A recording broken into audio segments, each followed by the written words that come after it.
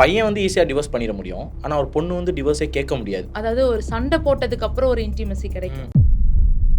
முன்னாடிலாம் இந்த டிவோர்ஸ் பண்ணுறதுங்கிறதே கொஞ்சம் அது எப்படின்னா, ஒரு ஒரு பையன் வந்து ஈஸியாக டிவோர்ஸ் பண்ணிட முடியும், ஆனால் ஒரு பொண்ணு வந்து டிவோர்ஸே கேட்க முடியாது.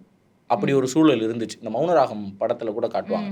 அந்த படத்துக்கு ஆக்சுவலி ஏ சர்டிஃபிகேட் கொடுத்தாங்களாம். அது என்ன காரணம்னு சொல்லி கேட்கும்போது, அது எப்படி ஒரு பொண்ணு டிவோர்ஸ் வாங்குற மாதிரி நீங்கள் சீன் வைப்பீங்க?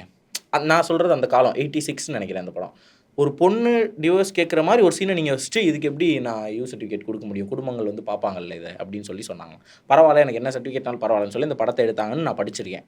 அப்போ இன்றைக்கி தேதிக்கு எப்படி இருக்குது? பெண்கள் டிவோர்ஸ் கேட்டு அது நடக்குதா, இல்லை இப்போயுமே டிவோர்ஸ்னால் ஆண்கள் தான் கேட்குறாங்களா? இது எப்படி? மெஜாரிட்டி இன்னும் ஆண்கள் தான் கேட்டுட்டு இருக்காங்க. ஆனா பெண்கள் கேட்கறதும் வர ஆரம்பிச்சிருச்சு. That is a positive sign இல்ல? ஆமா, பாசிட்டிவ் சைன். ஏன்னா என்கிட்ட கூட சில பேர் கவுன்சிலிங் வரும்போது சொல்லியிருக்காங்க, நான் இதே இதில் இருந்து கஷ்டப்படுறதுக்கு என் பிள்ளைய வச்சுட்டு நானா தனியாக வாழ்ந்து ஒரு மாதிரி நல்லா வந்துடுவேன் அப்படின்னு சொல்கிறவங்க நிறைய பேர் இப்போ வர ஆரம்பிச்சிட்டாங்க. There blooming. இன்னும் also there independent now, self independent now. படிச்சிருக்காங்க, வேலைக்கு போகிறாங்க. அதனால வந்துட்டு அந்த அந்த கல்ச்சர் வந்துருச்சு. ஒரு டாக்ஸிக்கான ரிலேஷன்ஷிப்ல நான் இருக்க தேவையில்லை, நம்ம வந்து let me free my self அப்படின்ற மாதிரி வந்துருச்சு. ஆனா இது எங்கேயோ ஒரு இடத்துல ரெண்டு பேருமா உட்காந்து பேசினா கொஞ்சம் சமாதானமாகும். அந்த மாதிரி இடங்கள்ல கூட கொஞ்சம் அவசரப்பட்டு டிவோர்ஸ் நடக்கிறது, அந்த மாதிரி நடக்குதா? அந்த மாதிரி எப்படி ஹேண்டில் பண்றதுன்னு உங்களுக்கு தெரியல. இவங்களுக்கு கரெக்டான ப்ராப்பர் கைடன்ஸ் கொடுத்தா அவங்களே ஹேண்டில் பண்ண முடியும் ஒரு ரிலேஷன்ஷிப்பை. ஆனா இப்போ பாத்தீங்கன்னா நிறைய பேர் வீட்டில் வந்து அப்ரிசியேஷன் கொடுத்துக்கிறதே இல்லை. ஹஸ்பண்ட் வந்து ஒன்று பண்ணி கொடுக்குறாங்கன்னா அப்படின்றது, ஒய்ஃப் வந்து ஏதாச்சும் ஒன்று சமைச்சு கொடுக்குறாங்கன்னா இது என்ன அப்படின்றது. ஸோ இந்த மாதிரி சின்ன சின்ன விஷயத்துக்கு அப்ரிஷியேட் பண்ணுறது. அதுக்கப்புறம் பார்த்தீங்கன்னா ஒரு சர்ப்ரைஸ் கிஃப்ட் கொடுக்கறது. இப்போ கிஃப்ட் கல்ச்சர் வந்துருச்சு. பட் எல்லாருக்கும் கிஃப்ட் கல்ச்சர் வந்து லவ் லாங்குவேஜாக இருக்கணும்னு அவசியம் இல்லை. ஆனாலும் கிஃப்ட் கல்ச்சர் வச்சுக்கிறது ஒரு ஒரு ஆப்ஷனாக வச்சுக்கலாம் நம்ம.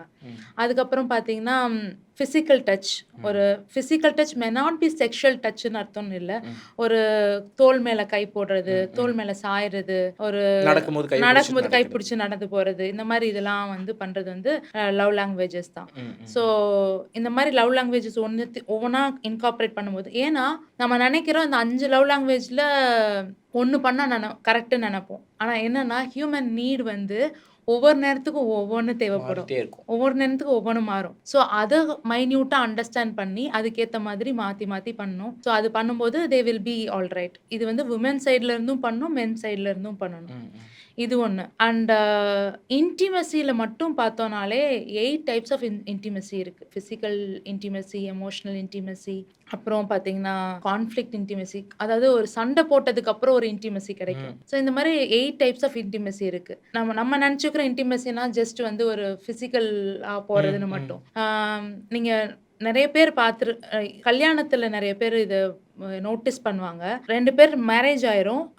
அவங்களோட ஃபர்ஸ்ட் நைட் அன்னைக்கு the girl won't be cooperating. அதுக்கு காரணம் என்னன்னு பார்த்தீங்கன்னா அவங்களோட இன்டிமசி வந்து எமோஷனல் இன்டிமசியை வந்து குவென்ச் பண்ணியிருந்தாதான் அவங்களால she can involve in the sexual life.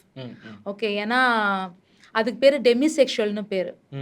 So டெமிசெக்ஷுவல்னு சொல்லுவாங்க. அவங்க டெமிசெக்ஷுவலாக இருக்கனால ஃபஸ்ட்டு எமோஷ்னலாக கனெக்ட் ஆனால் மட்டும்தான் அவங்க வந்து ஃபிசிக்கலாக கனெக்ட் ஆக முடியும். ஸோ இந்த மாதிரி பார்ட்னரோட ப்ரிஃபரன்ஸ் என்னென்ன, செக்ஷுவாலிட்டியில் கூட என்ன ப்ரிஃபரன்ஸ் வச்சுருக்காங்க. சில பேருக்கு இது ஒரு ரொம்ப ஒரு பெக்யூலியர் சாப்பியோ செக்ஷுவல்னு சொல்லுவாங்க. அவங்க ஹஸ்பண்டோ ஒய்ஃபோ இன்டெலிஜென்ட்டாக இருந்தால் மட்டும்தான் அவங்களுக்கு செக்ஷுவலாக ஃபீலே வரும். என்னங்க சொல்கிறீங்க? ஆமாம், இன்டெலிஜென்ட்டாக இருக்கணுமா? ஆமாம். ஸோ இன்டெலெக்சுவலாக ஏதோ ஒரு கண்டென்ட்டில் இன்டெலெக்சுவலாக பேசணும், அப்படின்னா தான் அந்த ஃபீலே வரும் அவங்களுக்கு. ஸோ இந்த மாதிரி நிறையா இருக்குதுன்னு சொல்லிகிட்டே போகலாம். ஓகே, இப்போ இதெல்லாமே நம்ம கொஞ்சம் தெரிஞ்சுக்கிட்டோம்னா இதில் நம்ம அவாய்ட் பண்ண முடியும். 2 பேருக்குமான சண்டை டிவோர்ஸ் வரைக்கும் போகிறது. அது ரொம்ப டாக்ஸிக்காக இருந்தால் டிவோர்ஸ் தான் போய் ஆகணும். அவங்க வர்றது நல்லது.